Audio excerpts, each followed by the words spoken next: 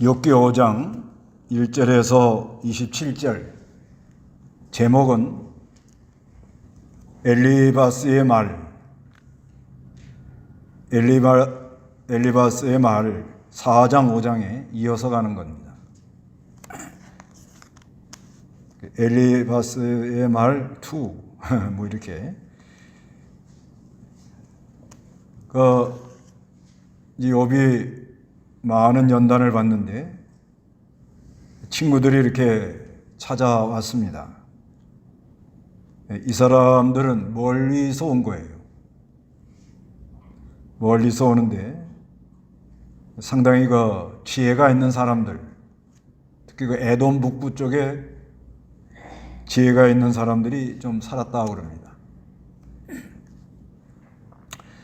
그 지혜가 있는 사람들끼리는 서로 대화를 나눠보면 그 진리의 세계를 깨달음으로 상당한 기쁨이 있습니다. 세상에 알지 못하는 아주 기쁨이 있어요. 그런데 이 사람이 지금 욥이가 몸이 아파서 고생한다는 말을 듣고 세 사람이 찾아온 겁니다. 네 사람이죠. 나중에 엘리후까지. 그래서 네 사람은 엘리바스라는 말은 하나님이 승리하신다.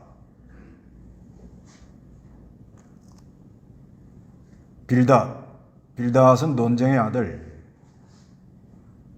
소발, 새가 지절거린다. 그렇게 하고 엘리후는 하나님은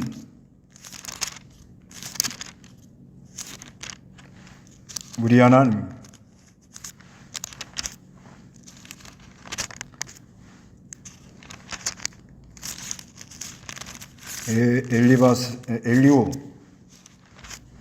엘리후가 말했는데 그는 나의 하나님이시다. 엘리후라는 말은 그런 의미가 있는데, 그래서 1차 논쟁은 이제 4장에서 14장까지 거기 이제 엘리바스, 빌닷, 소발 이렇게 나옵니다. 그 다음에 이제 2차 논쟁은 15장에서 21장까지. 거기도 엘리바스, 빌닷, 소발 이렇게 나옵니다. 그 다음에 이제 3차 논쟁은 22장에서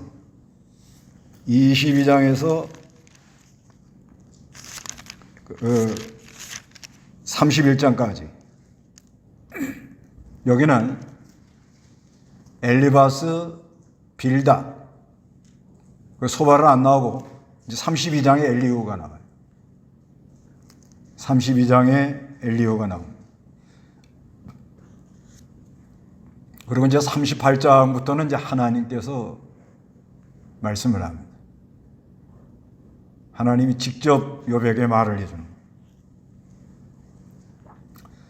그 다음에 42장은 욥이 회개하고 하나님께서 욥의 친구들에게 욥에게 잘못했다고 그러고 번제를 드리라고 그러고 욥에게 하나님이 배나 축복합니다.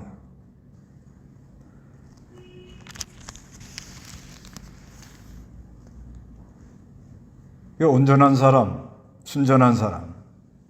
순전하다 하는 말은 탐이라는 말입니다. 탐, 순전하다. 탐, 그 다음에 톰, 그렇게 말을 하는데요. 이건 순수한 걸 가리지. 늘 하나님 앞에 사는, 순수한. 그 순수하게 사는 사람이 왜 이렇게 시련이 많으냐? 그거는 그 욥의 순전함을 이렇게 드러내려고 하는 게 있고, 순전에서 순전으로 가도록. 정금같이 나온다는 말이 그거예요. 하나님은 순전한데 우리 안에는 아주 불순물, 부패성이 있기 때문에 순전에서 순전으로 나가서 이제 마침내 복을 주려고 그렇게 역사를 하는 거예요. 오늘날로 말하면은 예수를 믿어서 그리스도와 연합이 되는 순간 우리는 순전한 거예요. 내가 순전한 게 아니고 그리스도의 의가 입혔기 때문에 순전한 거예요. 순전한데 이제 예수 믿는 날부터는 고난이 온다는 거죠. 고난의 발자취를 따라가도록 그렇게 되기 때문에. 예수 믿는 그 순간부터는 이 소속이 바뀐 거예요. 세상 사람이 아니고 하늘나라 사람, 시민권이 바뀐 거예요. 그 세상은 죄 짓자 그러고 하나님 거룩한 영은 늘 거룩한 세계로 나가라 그러고 그러니 고난이 없을 수가 없죠. 그래서 예수 믿는 날부터는 우리는 고난이 오게 돼 있다. 그래서 하나님의 그 순전함, 그 사람에게 하나님이 은혜를 주시고 순전한 역사를 드러내요. 드러냅니다. 그리고 여러 가지 시험이 와 보면 그 사람 안에 순전함이 드러납니다. 아주 순전한 것이 잘 믿음으로 드러나요. 그래서 우리가 순전해서 순전으로 가도록 그렇게 하는 거예요. 점점 우리 옛사람은 벗어버리고 그리스도의 순전이 우리 안에 꽉 차도록 그렇게 역사를 해요. 그래서 고난은 뭐냐? 하나님의 순전이 비집고 들어오는 순간이에요. 고난이라는 건 뭐예요? 하나님의 순전이 우리 안에 비집고 들어온다. 비집고 막 이렇게 막 하나님이 쑥 못 들어와요. 그 왜 그러냐면 한채 우리가 강하기 때문에. 그러니까 고난이라는 걸 통해서 자기를 부인하고 하나님을 바라보게 하면서 그죠? 하나님이 주권으로 그러 이제 넌 부패성 다 빼고 순전 확 채울 수도 있죠. 예수를 믿을 때는 순전이라는 걸 다 덮은 거예요. 그렇지만 그 다음부터는 이제는 하나님이 역사할 때 사람이 순종함으로 이걸 이제 연단이라 그래요. 연단. 자꾸 순종함으로 하나님을 알게 하는 목적이 있는 거예요. 순전한 것도 중요하지만 더 중요한 거는 하나님을 알게 하려고 그렇게 하는 거예요. 그래서 이 고난이라는 걸 통해서 자기를 부인하게 하고 하나님의 순전이 우리 안에 채워지도록. 그래서 우리에게 여러 가지 고난이 오는 겁니다. 근데 이제 문제는 뭐가 문제인가 하면 그렇게 연단을 받는 중에 있는데 그거를 이해를 못하는 거예요. 가장 가까운 자기 아내도 이해를 못해요. 그 다음에는 이 친구, 이 사람들 그래도 지혜로운 사람들인데 친구들도 이해를 못해요. 그건 왜 그러냐? 받는 자만 아는 거예요. 받는 자만. 그러니까 우리에게 오는 모든 고난, 이 고난이라는 거는 심적인 것도 있고요. 마음으로 고통스러운 거 있잖아요. 육체적으로도 있고요. 여러 가지 환경적으로 우리에게 많은 고난이 이렇게 오는데 그 각자 받는 고난은 받는 사람만 알아요. 자기만 알지 전혀 다른 모릅니다. 그거를 욥기는 우리에게 말하는 거예요. 그런데 이 엘리바스 와가지고 좀 이 사람이 연구해서 말했다 그래요. 내가 우리가 이렇게 살펴보니까 너 죄를 지어서 이렇게 징계가 왔는데 회개하라고 그렇게 말하는 거예요. 인과응보라 해가지고 반드시 원인이 있으면 결과가 있다. 그거를 말하는 거예요. 그러지만 요백에는 적용이 안 되는 거예요. 이 사람도 바른 말을 많이 해요. 바른 말을. 근데 요백에는 적용이 안 되는 거예요.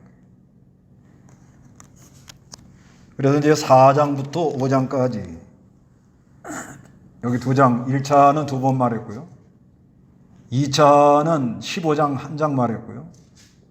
3차는 22장에 이렇게 말해서 엘리바스가 욥기에서 총 넉 장을 말합니다. 그래서 4장은 추측해서 말했어요. 4장에는 너 사람들 잘 가르치고 연약한 사람을 강하게 하고 넘어지는 자를 일으켜 세우고 휘청거리는 무릎을 힘을 줬다. 근데 네가 막상 당하니까 네가 이렇게 쩔쩔매는구나. 그게 네가 순전한 신앙으로 한 게 아니다. 이렇게 말을 해버려요. 그리고 고정관념을 가지고 그 죄 때문에 왔다. 죄 지면 반드시 하나님 심판이 온다. 이것도 나도 여러 가지 신령한 세계에서 깨달아서 하는 말이다. 이렇게 말을 합니다. 욥에게는 잘 적용이 안 돼요. 그런데 이제 5장 이제 1절에서 7절까지는 편견을 가지고 미련한 자가 재앙을 초래한다고 말하는 거예요. 1절 한번 읽어보세요. 한번 부르짖어 보아라. 내게 응답할 자가 있겠느냐? 내가 거룩할 사람 중에 누구에게로 향하겠느냐? 이는 분노가 어리석은 자를 죽이고 질투가 미련한 자를 죽이기 때문이다. 예, 그래서 이제 한번 부르짖어 봐라. 너 지금 고난 당하고 있는데 부르짖어 봐라. 응답할 사람 없다는 거예요. 그 회개하기 전에는 뭐요? 응답할 사람이 없다. 내가 거룩한 사람 중에 누구에게로 향해? 거룩한 사람은 천사를 가리켜요. 누구에게로 향하겠느냐? 그 회개 안 하고 그냥 부르짖어 봐라 이거예요. 널 도와줄 사람 없다. 이는 분노가 어리석은 자를 죽이고 질투가 미련한 자를 죽이기 때문이다. 그래서 3절에 나는 어리석은 자가 뿌리 박는 것을 보고 그가 사는 것을 즉시 저주했다. 이 저주합니다. 이거 남 저주하는 거 함부로 하면 안 됩니다. 저주한다고 저주받는 거 아닙니다. 저주하면 자기가 저주받는 거예요. 남을 저주하는 거는요, 자기가 저주를 받았기 때문에 남을 저주하는 거예요. 그래서 저주한다고 나 저주받는 거 아닙니다. 그러면서 4절 읽어보시기 바랍니다.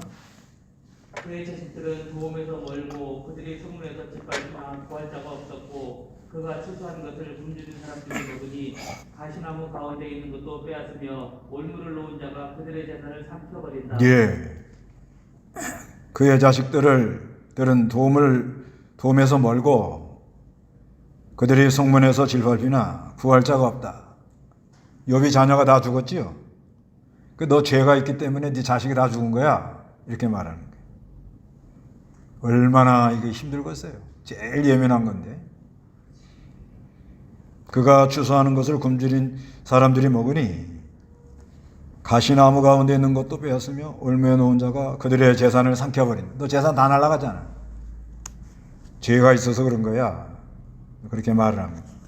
6절 읽어보시기 바랍니다. 흙에서 재난이 오는 것이 아니고 땅에서 고난이 싹트는 것도 아니며 다만 사람은 고난을 위해 태어났으니 불티가 위로 날아오르는 것과 같다.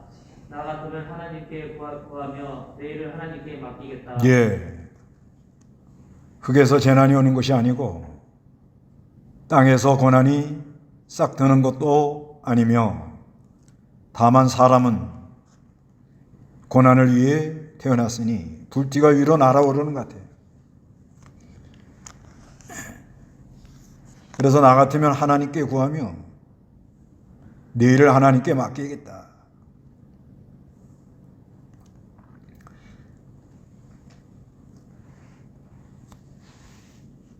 여기 그 친구 이 엘리바스가 조금 이렇게 그 지체의식을 가지고 말을 했으면 조금 감동이 됐을 거예요. 지체의식. 지체의식이라는 건 뭐예요? 우리 몸에 머리, 팔, 다리. 그래서 만약에 이렇게 손가락이 아프다. 그러면 몸 전체가 다 아프지? 이게 지체의식입니다. 지체의식. 근데 이 사람 말하는 거 가만히 보면 너는 잘못했고 나는 다 잘했다. 이런 식으로 말해요. 그러죠? 여기 나는 한 말이 많이 나오죠. 그 다음에 내가 하는 말도 많이 나오죠. 1절에도 한번 부르짖어 보아라. 내게 응답할 자가 있느냐? 내가 거룩한 사람들 중에 누구에게 향하겠느냐? 네가 잘못했다 이거야. 그리고 나는 나 같으면 하나님께 어떻게 구하며 내 일을 하나님께 맡기겠다. 이렇게 그 지체의식을 갖지 않고 말을 한다. 그래서 우리가 남에게 이렇게 권면하고 권고할 때는 지체의식을 가지고 그 사람이 아픈 게 누가 아파요? 내가 아픈 것처럼 느끼면서 말을 해야 된다. 이게 아주 중요합니다. 근데 왜 사람이 지체의식을 잘 못 느끼고 자기는 바른 말 한다고 하는 거예요. 그 욥기 6장에 보세요. 6장 25절. 옳은 말이 어찌 그리 고통스러운가? 그런데 너희의 책망은 도대체 무엇을 책망하는 것이냐? 예, 옳은 말이 어찌 그치 고통스러운가? 그 하는 말이 다 옳다 이거예요. 다 맞는 말이라 이거. 그런데 왜 이렇게 나에게는 고통스럽게 오는지 모르겠다 이 말이에요. 이걸 우리가 아주 조심해야 됩니다. 그래서 우리는 다른 사람에게 말할 때 지체의식을 가지고 말해야 돼. 지체의식. 그 사람이 아픈 게 누가 아프다? 내가 아프다. 고린도전서 12장 26절. 고린도전서 12장 26절. 한 지체가 고통을 받으면 모든 지체도 함께 고통을 받고 한 지체가 영광을 받으면 모든 지체도 함께 기뻐한다. 예, 한 지체가 고통을 받으면 모든 지체도 함께 고통을 받고 한 지체가 영광을 받으면 모든 지체도 함께 기뻐한다. 왜 이렇게 옳은 말을 하면서도 지체의식이 없이 말을 하냐? 그리스도를 가까이 안 하면 그래요. 그리스도를 가까이 하면은 사람이 국률이 나오잖아요. 그리고 빛 가운데 있으니까 지체의식을 가지고 아주 좀 말할 때 좀 나도 부족한 점이 많고 나도 똑같은데 우리가 이렇게 같이 잘해서 하나님 앞에 바로 나가야 되지 않겠는가. 이렇게 지체의식을 가지고 말하는 게 중요하다. 무슨 말을.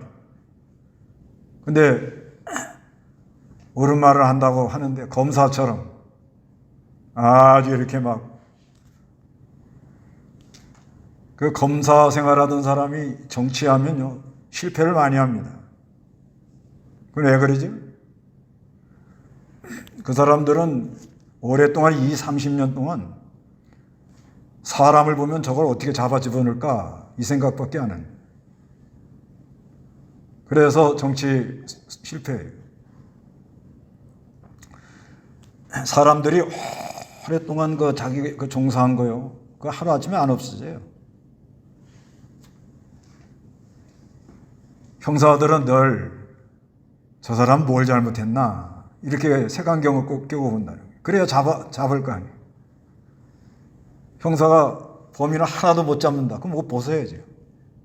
그 직업 의식이라는 게 아주 이게 무서운 거거든요. 우리 성도들도 어디 가서 검사처럼 다 말한다. 이거 뭐가 틀렸고. 옳은 말이에요, 옳은 말. 옳은 말이지만 상대방에게 아주 그냥 고통을 주고. 이런 일을 우리가 많이 합니다. 저도 이렇게 지내보면 그런 데가 많아요.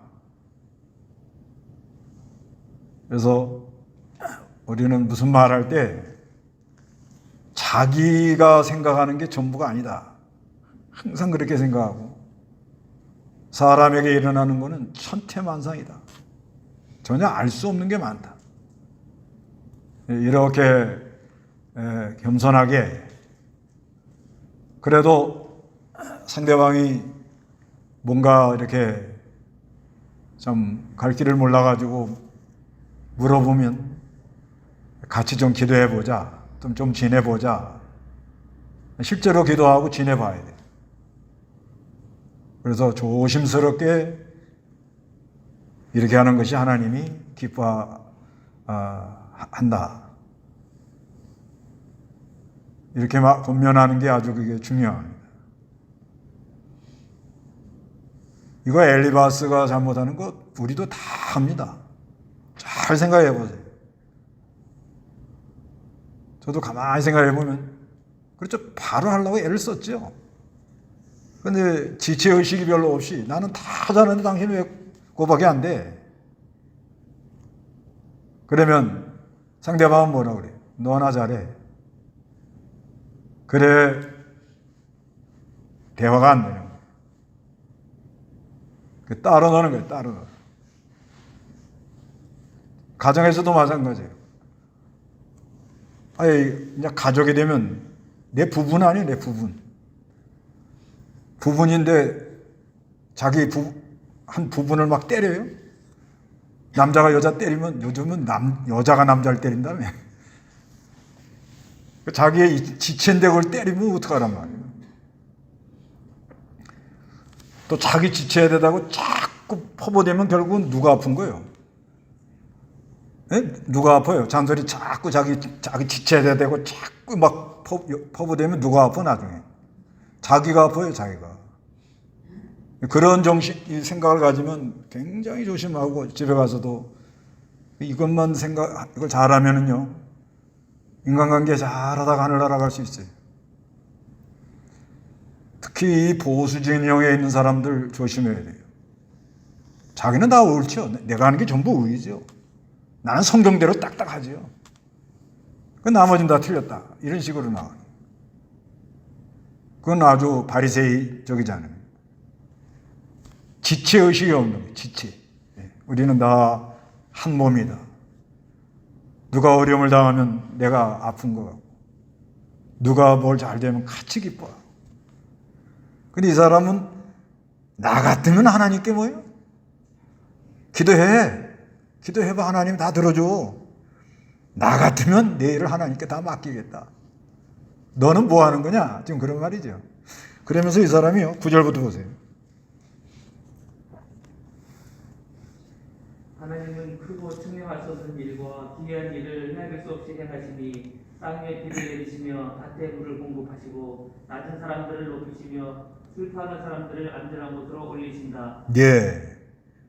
바른 말은 해요. 하나님은 크고 측량할 수 없는 일과 기이한 일을 헤아릴 수 없이 행하시니 땅 위에 비를 내리시며 밭에 물을 공급하십니다. 맞잖아요? 맞지요? 낮은 자들을 높이시며 슬퍼하는 자들을 안전한 곳에 올리신다. 이게 이제 뭘 밑에 깔고 얘기하는가 하면 너 부자로 살 때 가난한 사람 멸시하지 않았냐? 그걸 깔고 얘기하는 거예요. 그 다음에 12절에 하나님은 교활한 사람들의 계략을 꺾으시니 그들의 손으로 하는 일 이루지 못하게 할 것이다. 이것도 뭐예요? 너 옛날에 교활하게 하지 않았느냐? 13절에 지혜로운 사람들로 제 교활함에 빠지게 할 것이니 강교한 사람들의 꾀가 실패하며 너 옛날에 강교한 면이 있지 않았느냐?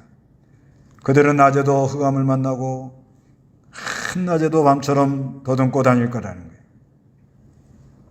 15절에 하나님은 가난한 사람들을 강한 자들의 칼날 같은 입과 손에서 구원하실 것이니 반드시 하나님은 건져주는데 너 지금 하나님의 공고가 안 하는 걸 보니까 너 죄 짓고 회개 안 해서 그래. 그런 말이에요.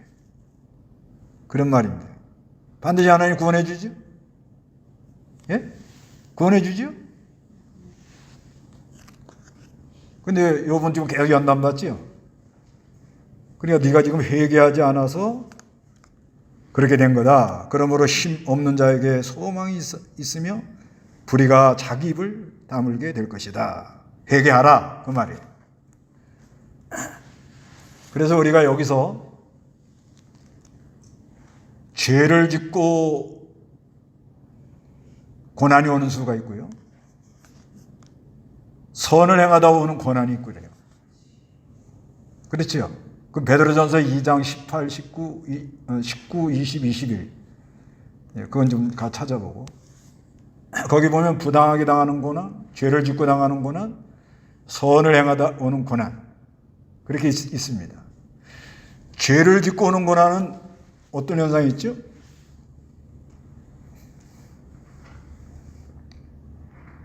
요거 잘 분별해야 여러분 마귀한테 안 걸려요. 내가 오는 고난이 죄를 짓고 오는 고난이냐, 아니면 선을 행하다 당하는 고난이냐. 하나님께서 그 온전함을 드러내고 온전해서 온전으로 인도하여 마침내 복된 길로 인도하려고 하는 고난이냐. 뭘로 분별합니까? 먼저 죄를 짓고 고난받는 건요, 양심의 가책이 있습니다. 근데 선을 행하고 고난받는 건 고난 중에 그렇게 기뻐요. 로마서 5장에 있잖아요. 우리가 환난 중에도 기뻐하노니. 로마서 5장 3절에 그러죠? 환난 중에도 뭐예요? 기뻐하니. 환난은 연단을 인내는 소망을 이룬다.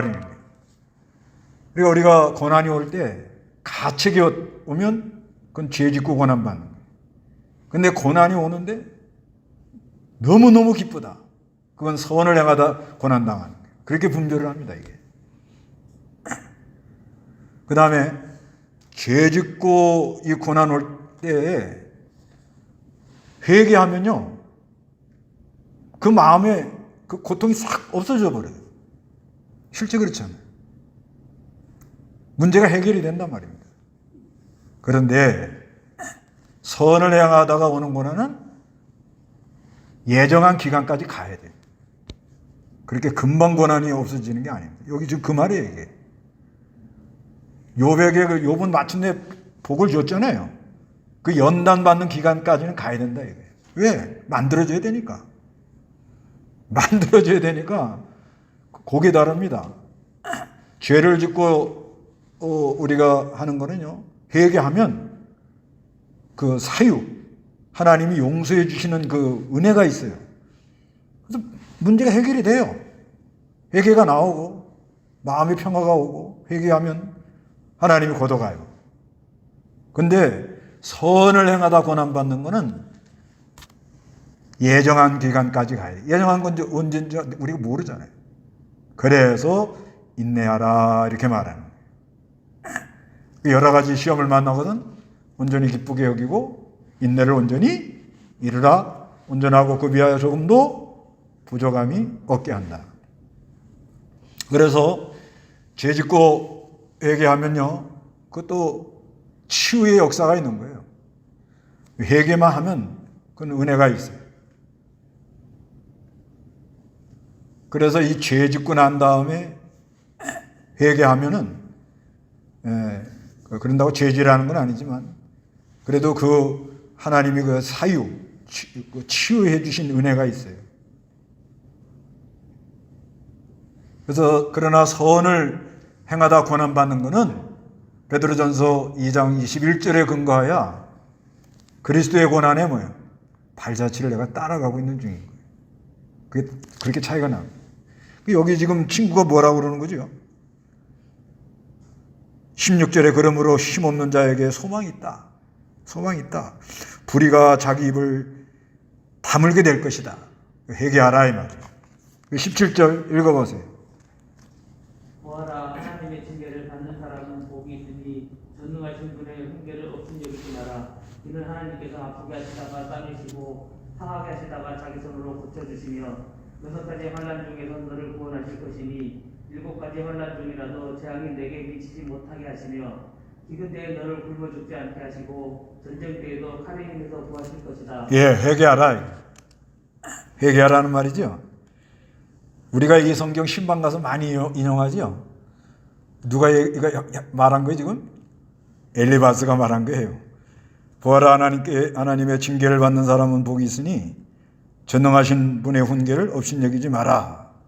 이는 하나님께서 아프게 하시다가 싸매시고 상하게 하시다가 자기 손으로 고쳐주시며 6가지 환난 중에서 너를 구원하실 것이니 7가지 환난 중이라도 재앙이 내게 미치지 못할 것이며 기근 때에 너를 굶겨 죽이지 않게 하시고 전쟁 때에도 칼의 힘에서 구해준다는 거예요.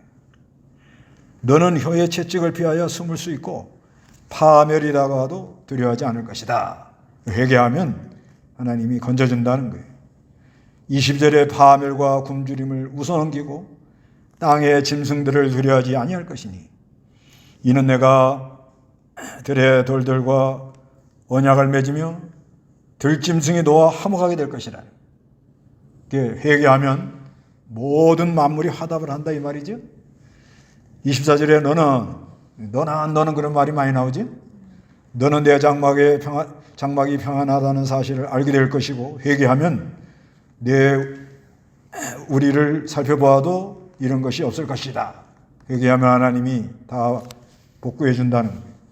25절에 내 자손이 무수하게 많아져서 내 후손들이 땅의 풀과 같음을 알게 될 거예요. 너 자녀 다 죽었지만 회개하면 자녀를 다 도로 주실 것이라는. 26절에 때가 되면 곡식단을 걷어들인 것처럼 내가 장수하다가 무덤에 이를 거라는 거예요. 회개하면 다시 다 하나님이 회복을 시켜준다. 27절에 보아라. 이것이 우리가 살펴본 것이니 분명한 사실이다. 그 옛날 성경에는 연구한 것이다 그래요. 연구하다. 조사해 봤다는 거예요.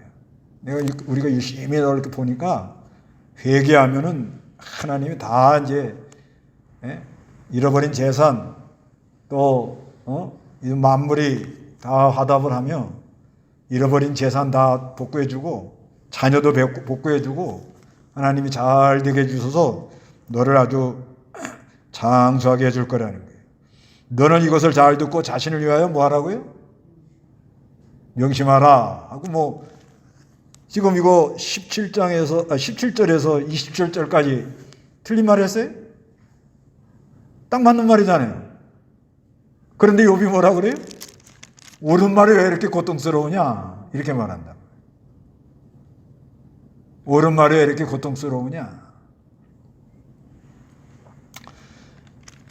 왜 이렇게 옳은 말이 고통스럽지? 아까 봤죠? 욥이 니네 하는 말 다 옳은 말이다. 옳은 말. 그런데 왜 옳은 말이 이렇게 고통스러우냐? 왜 그래요? 지금 이게 교회 안에서 이런 문제가 많거든요.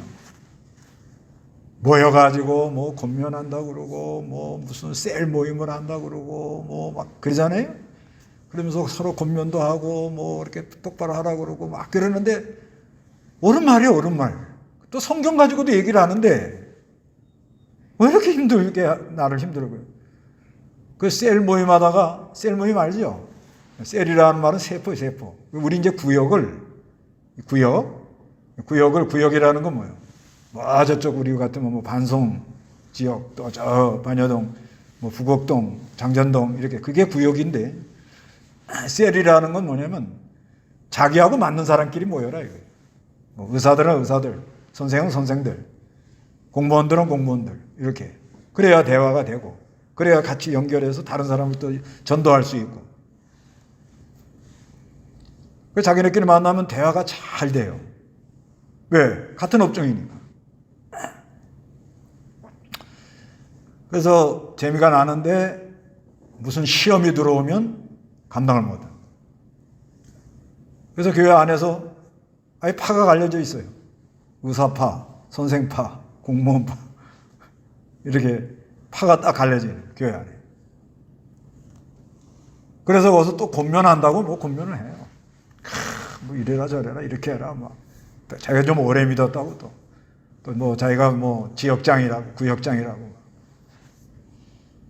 근데 옳은 말을 하긴 하는데 뭐가 와요?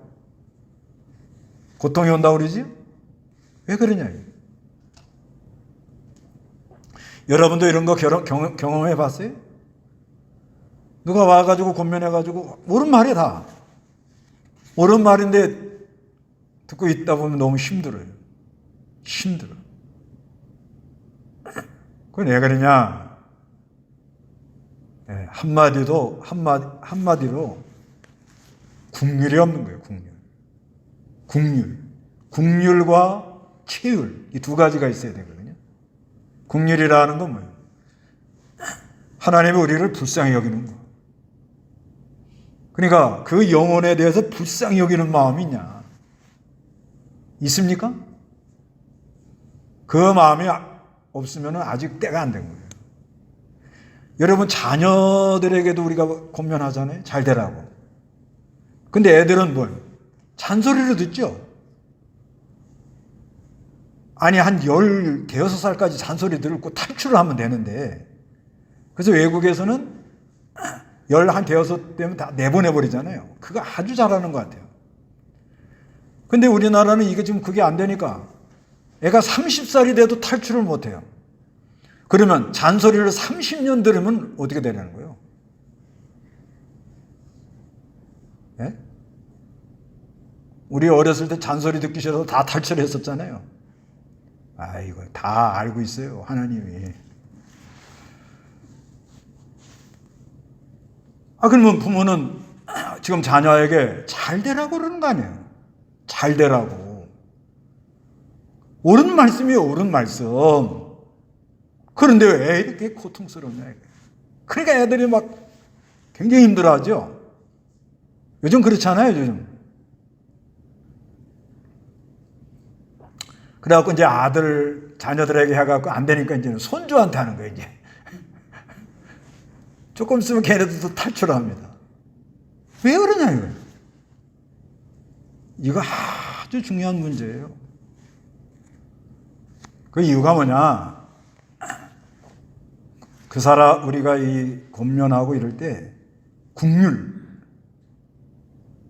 국률이 있는가.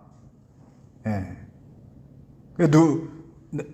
다른 사람을 권면할 때, 그 영혼을 위해서 눈물을 흘려본 적이 있냐?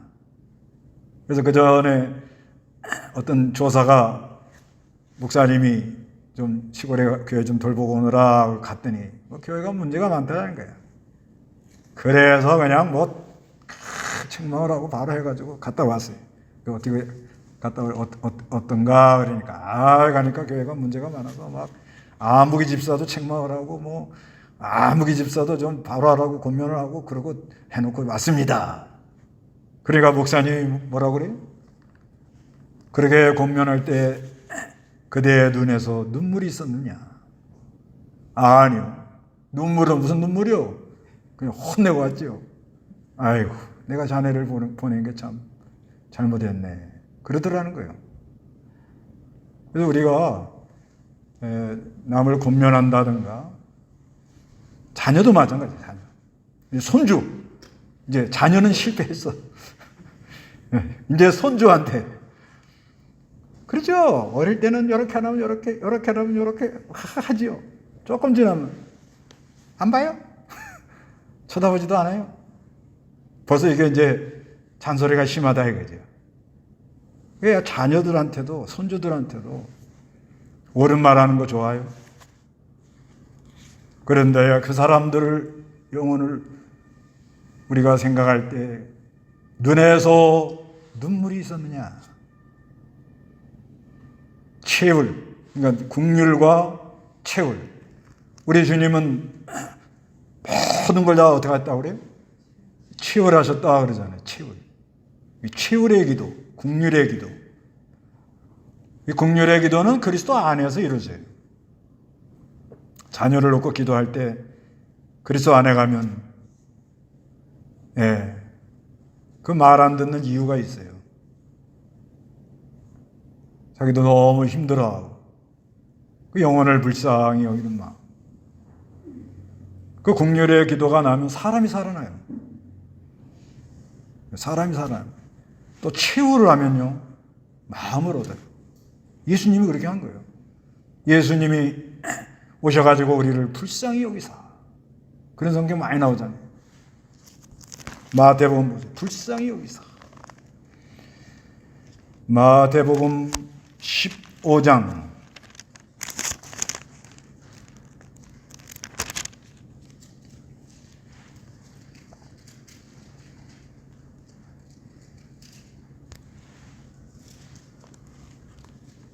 15장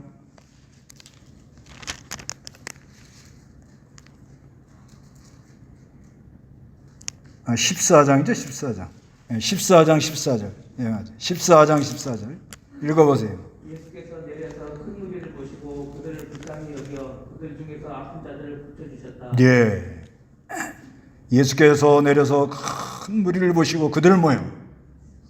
불쌍히 여겨서. 네, 불쌍히 여겨서 그들 중에 아픈 것을 고쳐 주셨다. 이렇게 말씀하고 있습니다. 그 영혼을 놓고 기도하는 가운데 참 그리스도의 마음으로 이 불쌍히 여긴다는 말은 막 애가 끓는 마음. 예, 아주 그 애가 끓는 마음으로 이렇게 기도를 한다는 거예요. 그리고 우리 주님은 오셔가지고 치유를 다 한 거예요. 치유. 다 치유를 해가지고 우리가 그 당할 것을 다 몸소 다 이렇게 겪어 오셨습니다. 그리고 우리도 다른 사람을 권면할 때 그리스도의 마음으로 이 긍휼과 치유이라는 건 이건 이제 몸소 좀 같이 이렇게 겪어대면서 그러면서 하면은 사람들의 마음을 위로하고 사람들의 마음을 얻습니다. 그래서 엘리바스가 이렇게 바른 말을 했지만은 지체의식이 없이 나는 나 잘했는데 넌 왜 그러냐.